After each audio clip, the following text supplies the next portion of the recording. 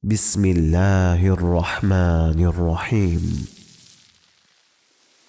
Mərhəmətli və rəhimli Allahın adıyla. Elhamdülillahi Rabbil alemin. Vessalatu vesselamu ala eşrefil enbiya ve seyyidil murselin amma ba'd. Möhtərəm müsəlmanlar, həmd Allahadır. Ona həmd edir, ondan bağışlanma diləyirik. Nəfslərimizin şərindən və pis əməllərimizdən Allaha sığınırıq. Şəhadət edirəm ki, Allahdan başqa ibadətə və itaətə layiq olan haqq məbud yoxdur. O təkdir, onun şəriki yoxdur. Və şəhadət edirəm ki, Məhəmməd Peyğəmbər sallallahu aleyhi və səlləm onun qulu və elçisidir. Allah Taala'nın ona, səhabələrinə, əhl-i beytinə və qiyamətə qədər onun yolunu gedənlərin üzərinə xeyir duası, salamı və salavatı olsun. Ey Allahın qulları, təqva ilə Allahdan layiqincə qorxun. Təqva ilə Allaha layiqincə yaxınlaşın. Çünki təqva yaxşıların və xeyirli insanların sərmayəsidir. Ey qardaşlar, müsəlmanlara xüsusi və şərəfi böyük olan bir ay gəlmişdir.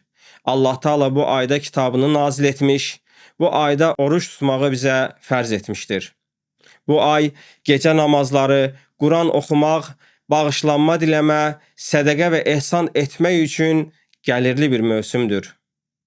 Bu ayda xeyirlər bir-birinin ardıca gəlir, bərəkət hər yerə yayılır. Peyğəmbər sallallahu aleyhi və səlləm buyurur ki, sizə Ramazan ayı gəldi, o mübarək bir aydır. Allah Taala bu ayda sizə oruç tutmağı fərz etmişdir. Ramazanda cənnətin qapıları açılır, cəhənnəmin qapıları isə bağlanır və azğın şeytanlar da zəncirlənir. Ramazanda 1000 aydan daha xeyirli olan Qədir gecəsi vardır. Kim o gecəni itirərsə, çox şeyini itirmişdir. Hədisi İmam Nəsai rəvayət etmişdir. Allah Taala Ramazan ayını qullarının ibadətlə yarışdıqları bir meydana çevirmişdir. Ramazan ayı nəfslərin təmizlənməsi, qohumluq, dostluq, qardaşlıq əlaqələrini zədələyən kin-küdurətin təmizlənməsi üçün bir fürsətdir. Günahlarla Ramazanı qarşılayan, ata-anasına pislik edən, qohumları ilə əlaqəni kəsən, qardaşlarını tərk edən, dedikodu gəzdirən Ramazandan necə faydalana bilər? Peyğəmbər sallallahu aleyhi və səlləm buyurur ki, kim boş sözü və boş sözə əməl etməyi bir kənara qoymazsa, onun yeməyini və içməyini tərk etməsinə Allahın ehtiyacı yoxdur. Hədisi İmam Buxari rəvayət etmişdir. Boş sözü və boş sözə əməl etməyə deyərkən, yalanı, qeybəti, söyüşü, kin ilə kimlərəsə əziyyət verməyi, gözü haramdan çəkməyi, əli haramdan qorumağı nəzərdə tutulmuşdur. Oruc, bunların tərk olunması üçün aclıq vasitəsilə bizə fərz edilən bir ibadətdir. Yəni, əsas qayə və məqsəd günahları tərk etməkdir. Yeməyi və içməyi tərk etməksə bizi məqsədimizə çatdıran bir vasitədir. Bunu tərs başa düşməməliyik. Orucun ən asan tərəfi yeməyi və içməyi tərk etməkdir. Keçmiş alimlər oruç tutduqları zaman günahlardan uzaq olmaları üçün məscidlərdə oturub belə deyərdilər: biz orucumuzu qoruyuruq. İnsanların qeybətini, dediqodusunu etmirik. Gözümüzü haramdan çəkirik, gözlərimizi qoruyuruq. Ramazanda qazananlar Allahın evlərində cəmaatla namaz qılmaq üçün qollarını çırmalayarlar. İmamla birlikdə gecə namazı qılarlar. Peyğəmbər sallallahu aleyhi və səlləm buyurur ki, kim imam qurtarana qədər imamla birlikdə namaz qılarsa, bütöv gecəni namaz qılmış kimi ona savab yazılar. Hədisi İmam Buxari rəvayət etmişdir. Ramazanda qazananlar mənasını dərk edərək Quran-ı Kərimi oxuyarlar. Allah Taala Quran oxumayan kimsələrin halını öz peyğəmbərlərinin dili ilə şikayət edərək belə buyurur. Allah Taala buyurur: "Və qaler-rasul ya Rabbi inne qawmi ittaxazu hazal Qur'ana mahjura." Allah Taala buyurur ki, peyğəmbər, Ey Rəbbim, qövmüm bu Quranı tərk etdi deyərək öz qövmündən Allaha şikayət etdi. Furqan surəsinin 30-cu ayəsi. Ramazanda qazananlar, qonşular və yaxınlar arasında ehtiyacı olanlara az da olsa sədaqə edərlər, iftarlarını açdırarlar. Peyğəmbər sallallahu aleyhi və səlləm buyurur ki, kim bir oruç tutana iftar verərsə, onun savabından azalmadan ona da eyni savab yazılar. Allah Teala başqa bir ayədə buyurur: "Fəəmmə men a'ta vettəqa və saddaqa bil husna fəsənuyassiruhu lil yusra." Kim sədaqə verər və Allahdan qorxarsa, biz onun işlərini dünya və axirətini asanlaşdırarıq. Leyl surəsinin 5-8-ci ayələri. Ramazanda qazananlar qardaşlarına belə tövsiyə edərlər: qardaş və bacılarına davamlı olaraq kömək et. Bunun əvəzində ola bilər ki, nələrisə itirəcəksən, ola bilsin nələrisə qazanmayacaqsan, bəlkə məşhur və tanınmış olmayacaqsan, bəlkə bahalı maşınlarda gəzə bilməyəcəksən, villalarda yaşaya bilməyəcəksən, bəlkə çörəyinə bal çəkə bilməyəcəksən, amma çox zəngin insanların sahib olmadığı duyğulara sahib olacaqsan. Həyatın mənasını daha dərindən dərk edəcəksən, seviləcəksən, pulun, paranın satın ala bilmədiyi şeylərə sahib olacaqsan. Bir sözlə, gözəl həyata sahib olacaqsan.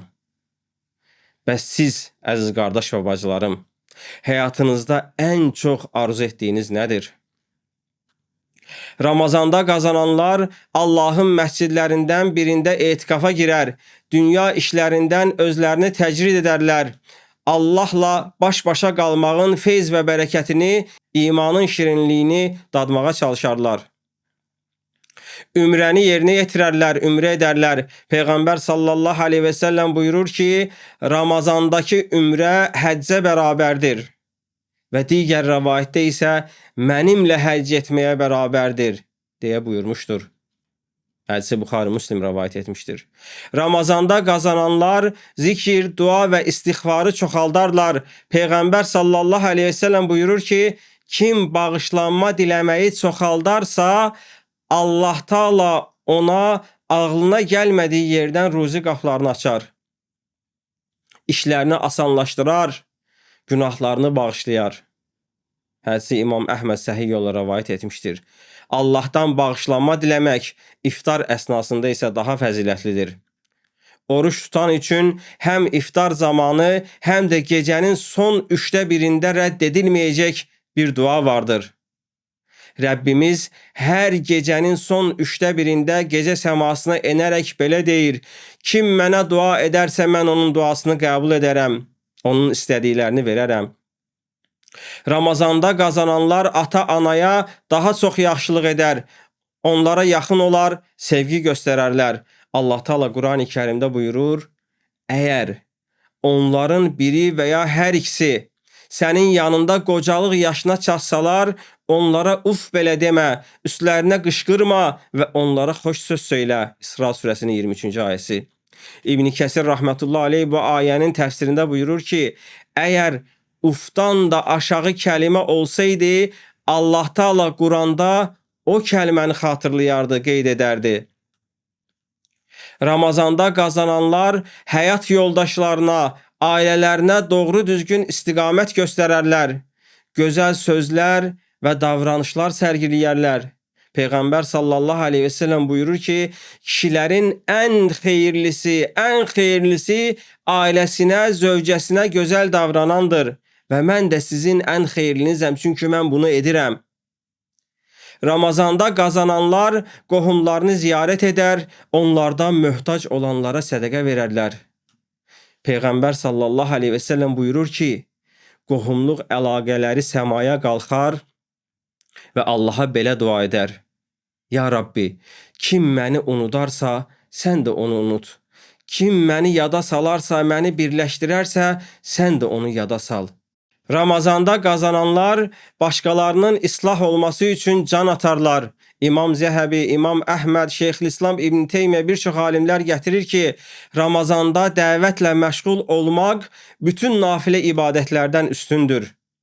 Nə gecə qılınan namaz, nə xətm edilən Quran, nə də bu ayda edilən ümrə insanların hidayəti üçün çalışmaqdan önəmli ola bilməz. Peyğəmbər sallallahu aleyhi və səlləm buyurur ki, bir müsəlmanın ehtiyacı arxasınca getmək mənə Məscidül Haramda etiqaf etməkdən daha sevimlidir. Başqa bir rivayətdə sizin ən xeyirliniz, ən yaxşınız qardaşlarına xeyirli davrananlardır, qardaşına faydası dəyənlərdir. Əziz müsəlman bacı və qardaşlarım, bu Ramazanda qonşularına diqqət yetir. Onları ziyarət et və hallarını soruş. Onlara əziyyət verməkdən çəkin.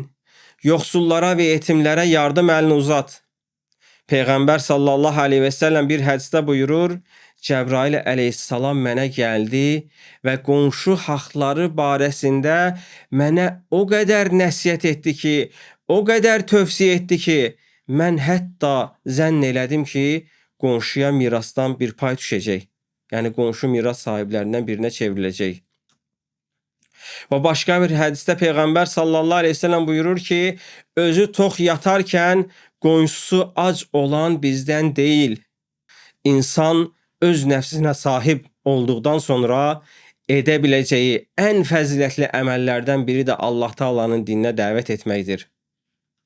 İnsanların hidayəti üçün çalışmalı, əxlaqlarını və davranışlarını düzəltməyə çalışmalıdır.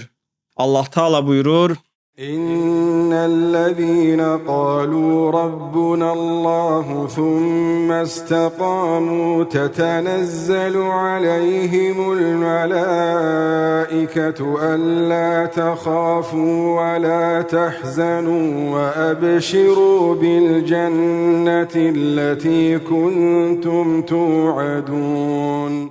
Peyğəmbər sallallahu aleyhi və səlləm buyurur ki, kim insanları doğru yola çəkərsə, çağırarsa, doğru yola gəlmiş insanların savabından əskilmədən ona da eyni savab yazılar.